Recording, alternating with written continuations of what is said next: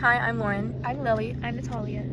The nephron is the main functional unit of the kidney. Each kidney has around 1 million nephrons. First, the nephrons carry out ultrafiltration to remove small molecules and ions from the blood into filtrate.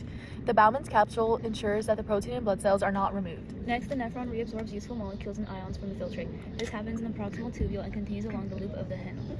Then what happens is that the proximal tubule uses an active transport to keep a low concentration of sodium in its lining cells. These cells then use the sodium diffusion gradient to co-transport sodium and glucose from the filtrate into the interstitial space. Next, osmosis allows water to be drawn from the proximal tube. In the loop of the Henle, sodium diffuses from the lower thin part of the ascending loop into the interstitial space. More sodium is then actively transported into open space in the upper part. This action draws water by osmosis from filtrate in the descending loop and collecting duct. Additionally, the ascending loop is impermeable, so the water is not lost from here. Some urea also diffuses from the collecting duct into the interstitial space, helping the process. Through this process, most water is removed from the filtrate, concentrating urea in the urine. Then what you should do is place 5 water, 2 urea, 1 glucose, and 1 sodium in glomerulus as shown.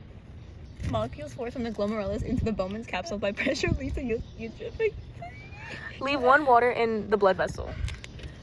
Sodium is co-transported with glucose out of proximal tubule into the interstitial fluid.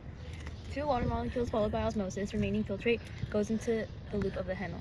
We will now place 13 water molecules and 8 urea evenly along the loop of Henle. Now we will pick up 4 sodium in the bottom of the ascending loop and 2 sodium on the top of the thicker part. 4 sodium scattered from the bottom of the ascending loop into the interstitial space.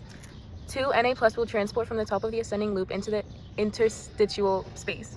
3 water molecules are drawn by osmosis from the ascending loop into the interstitial space, 1 per sodium. Collecting duct permeable to water.